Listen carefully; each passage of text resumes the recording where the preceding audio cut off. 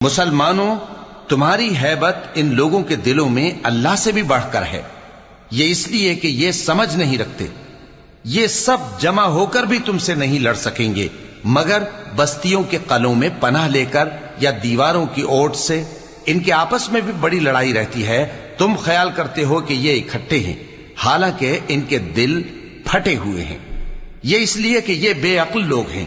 ان کا حال ان لوگوں کا سا ہے جو ان سے کچھ ہی پیشتر اپنے کرتوت کی سزا کا مزہ چکھ چکے ہیں، اور ان کے لیے دکھ دینے والا عذاب تیار ہے۔ منافقوں کی مثال شیطان کی سی ہے کہ انسان سے کہتا رہا کہ کافر ہو جا، پھر جب وہ کافر ہو گیا تو کہنے لگا کہ مجھے تجھ سے کچھ سروکار نہیں، مجھ کو تو اللہ رب العالمین سے ڈر لگتا ہے۔